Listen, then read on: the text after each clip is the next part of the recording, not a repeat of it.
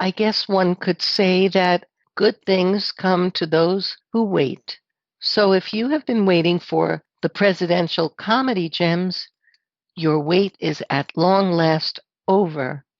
As was true in part one and part two of our Presidential Profiles podcasts, this final episode will proceed in chronological order. Although we will be starting with President Kennedy, our offerings will be far from comprehensive. Now, if you are, like me, a baby boomer, you probably remember the wildly popular 1962 record album called The First Family. It became the largest and fastest selling record in the history of the record industry, selling at more than 1 million copies per week for the first 6.5 weeks in distribution, and remained at number one on the Billboard 200 for 12 weeks. By January 1963, sales reached more than 7 million copies. Here, featuring comedian and impressionist Vaughn Meader as JFK, here are my 3 favorite tracks. This shows a rate of economic growth, and therefore it is not with too much concern that I say a raise from 25 to 35 is not completely out of accord when compared with the current financial deficit on hand. Now, I trust that answers your question about your weekly allowance, Caroline. Next question.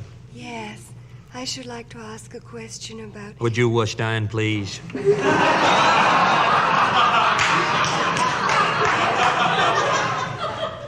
Yes, I should like to ask a question about... Would you identify yourself, please? I'm your wife. I should like to ask the following question. No, speak English, Jackie.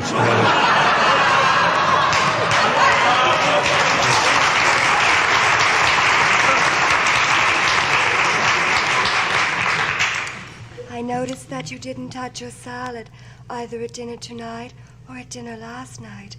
Would you tell us why, please? Well, let me say this about that. Now, number one, in my opinion, the fault does not lie as much with the salad as it does with the dressing being used on the salad. Now, let me say that I have nothing against the dairy industry. However, I would prefer it if in the future we stuck to coleslaw. Next question. Yes, the baby in the back row, baby John.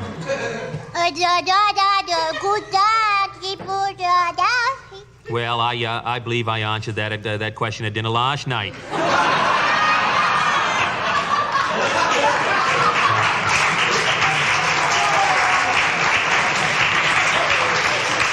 Now, if you remember, here is what I said at that time. Oodie waddy body biddy doo, waddy da, goody waddy woo. Yes, next question. Yes, I should like to ask a question regarding the daily bath. Identify yourself, please. I'm the house nurse. All right, nurse, move ahead with your question. Well, there seems to be some confusion as to the toys to be taken into the bathtub. Now, Caroline's toys are getting mixed up with John's. And I should like to know once and for all whose toys are who. Yes, well, let me make a judgment about that. Now, the following toys have been appropriated for tub use. 18 PT boats, 3 Yogi Bear beach balls, 2 Howdy Doody plastic bouncing clowns, a ball of silly putty, and a rubber swan. Now, let me make a judgment on the dispersal of these items. 9 of the PT boats, 2 of the Yogi Bear beach balls, the ball of silly putty belong to Caroline. 9 of the PT boats, 1 of the Yogi Bear beach balls, and the 2 Howdy Doody plastic bouncing clowns are baby John's. The rubber swan is mine.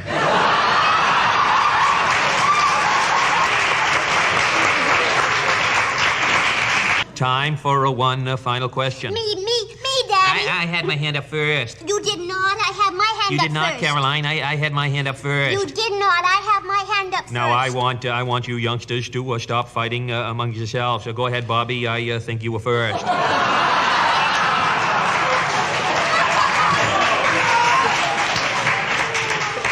Well, I should like to straighten out the... Would you stand, please, Bob?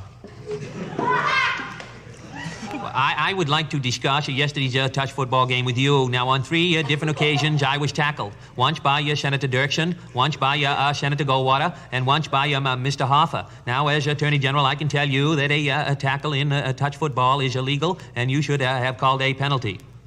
Yes, Bob, you are the Attorney General. But when you play here, you play by my rules, or you don't play at all. And I guess you know why.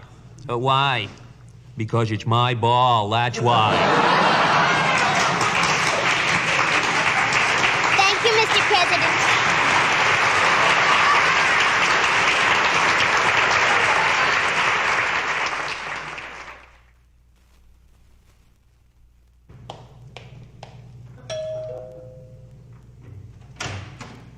Yes, sir?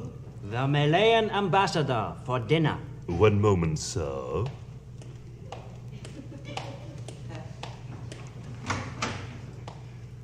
The Malayan ambassador for dinner. The Malayan ambassador for dinner. The Malayan ambassador for dinner.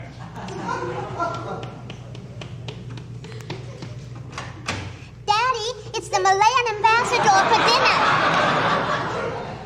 Tell him it's tomorrow night.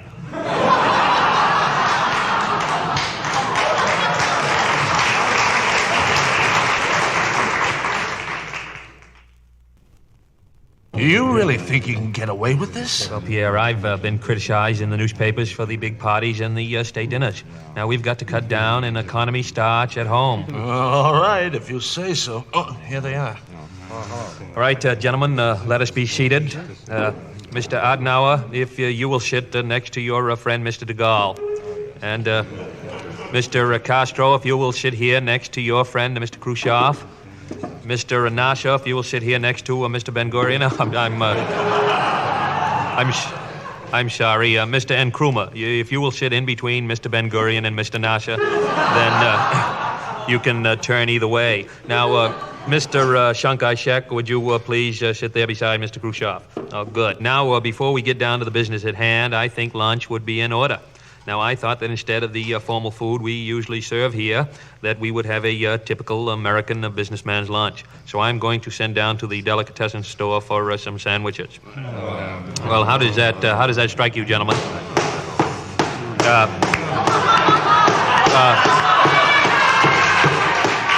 Mr. Khrushchev, would you? I appreciate your enthusiasm, but would you mind just taking your shoe off the table? Now, I think I'll have a peanut butter and jelly on whole wheat with a side order of coleslaw and a hot fudge sundae. Mr. de Gaulle? Yuck. I would like to have Dove under glass. Well, I'm sorry, General, but we're only having sandwiches today. Then could I have a Dove under glass sandwich? All right, Pierre, a chicken salad on white for the General. Mr. Chiang Kai-shek. Club sandwich would be fine. Thank you so much. Would you like it with a little mayo? Please, not to mention that name. Right. I'm sorry. Mr. Nasser.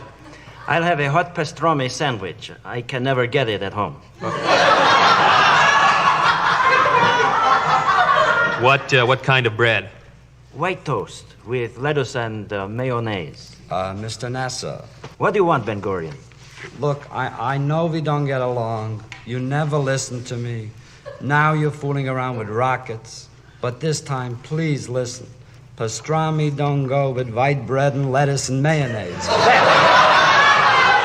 Have it on rye bread with mustard and a glass tea you'll enjoy. I think that Mr. Ben-Gurion has a point there. All right, I'll take a chance. Good boy. And if you like pastrami, next time you're in my neighborhood, drop into the house. My wife makes a gefilte fish. It melts in your mouth. We'll have to get together, Mr. Ben-Gurion. My name is Ben-Gurion. You can call me Ben. My name is Abdul Nasser. You can call me Abe. Good. Now, fine. Mr. Khrushchev. Oh, you don't have to order special for me. I'll have a bite of everybody else's.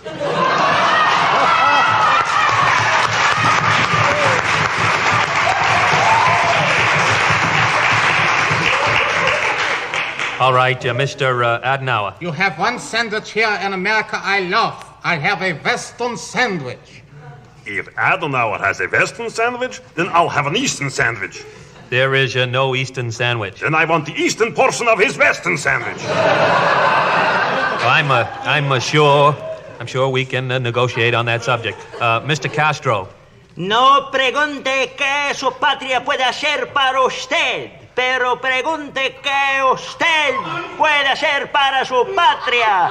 I have a chicken sandwich with a live chicken.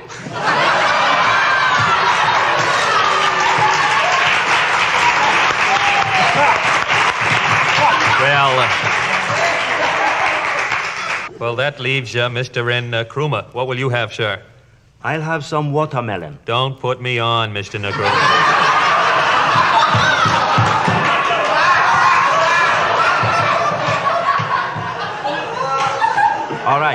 All right. A ham and egg sandwich and a Coke.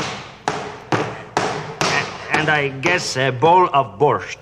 Okay, Pierre, put the rush on it. Well, we got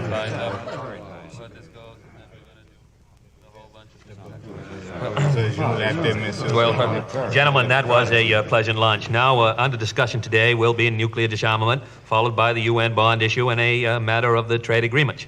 Now, first, there is a most important matter to settle. Mr. de Gaulle, yours was the chicken salad and coffee. That's $1.40, 15 cents per tip.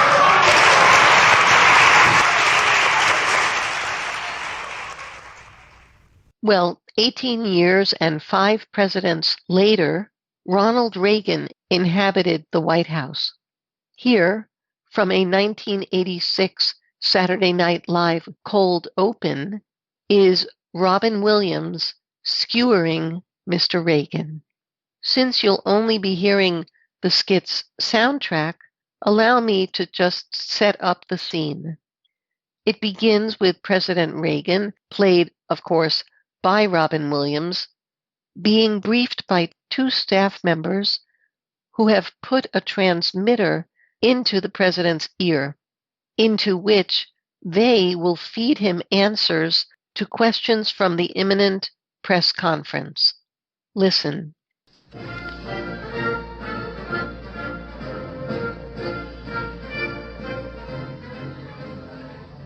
Iran, Iraq, stalagmite, stalactite. That's it. There you go, sir. You're all set for the press conference. Are you sure they won't be able to see it at all? But it feels just like my hearing aid. Mr. President, about the radio transmitter. Now, instead of briefing you thoroughly, as we normally do, which tends to tire and confuse you, we've decided to use the receiver. If you're stumped for an answer, I'll talk into the mic, and it will be transmitted directly into the receiver. And so? Well, just like radio. Well, that's fine with me. Ladies and gentlemen, the President of the United States. Well, that's my cue, boys. Yep, you say Iran, I say Iraq. Let's call the whole thing a deal.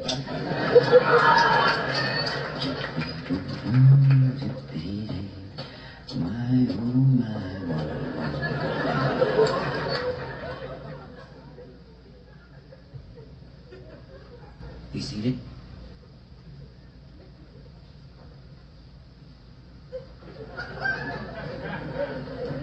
My God. Ladies and gentlemen of the press. Excuse me.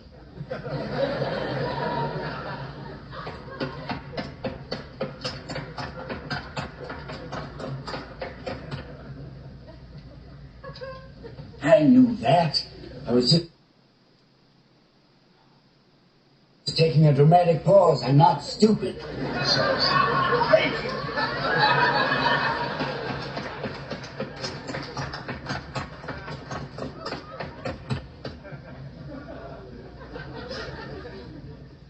Thank you. Deja vu. Be seated. Ladies and gentlemen of the press, I'm ready for your questions. Mute. Mr. President, in light of recent events, do you feel the secret arms deal to Iran was a mistake? Well, I was expecting you to ask that. And I would like to answer that with a definitive...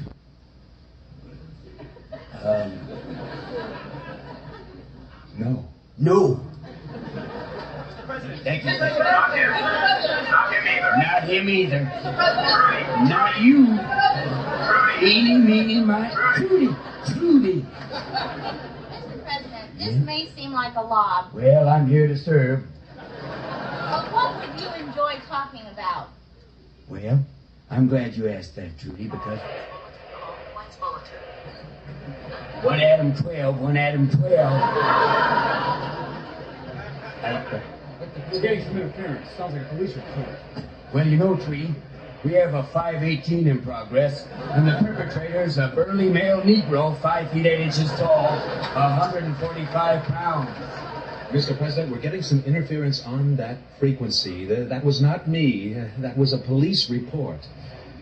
Mr. President, I'm sorry, but what were you referring to? Well, I was just describing Our new ambassador to South Africa. our new ambassador to South Africa. Yes. Mr. President! Yes. Mr. President, why don't you just admit the arms deal was a mistake? Well, I'm glad you asked that because this is one that I'm ready for because, whoa, Kareem goes on the inside, passes to Magic, swish, that's 2 points, bingo! Mr. President, we're going to try different frequencies. Until then, you may have to wing it. Well, you may have to wing it. What I was trying to say is the guy had told us to swish, and wait a minute. Whoa, well, back to our traffic helicopter out there on the Potomac. Seems like we're backed all the way up to the bridge, Bob. I don't know what... Whoa, I'm a rapper. See me now. Say, whoa. See that? Look out. Los tres sabor lentes con gleam. Sorry there, whoa. Yes, Dr. Ruth, I've always had this problem with premature... Wait a minute. I can just say that. Yes, it's an all non-stop doors weekend. Hello, I love you. Won't you tell me your name? I just see... Wait a minute. Well, live from New York, it's Saturday night! And now from the 1990s, here is a tiny quip about Bill Clinton from Jay Leno. Ooh, here's some good gossip. Listen to this. It seems former UN Secretary Boutros Ghali has publicly accused President Clinton of betraying him. I didn't even know they were dating. Did you know? I had no idea. I didn't know they were dating. Finally, we return to Robin Williams and a few things that he had to say about President George W. Bush. But we do have to take a moment of silence and bid a fond farewell to George W. Bush. Yes, it's the end of the reign of George II. The reign of error is over. America is officially out of rehab. Welcome us. We have come back. Thank you.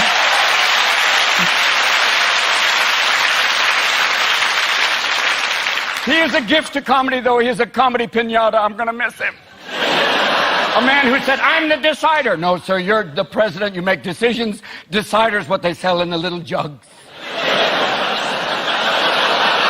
A lot of people, he also said, I am misunderestimated. And I went, no, not really. And you think, what is he? I have to think, what is he going to do after he leaves office? No, he cannot go on a speaking tour. That's a given. But I do think he could do stand-up comedy because he has 8 years of amazing material. He has stuff, and here's some of W's greatest hits. The question that's never asked, is our children learning?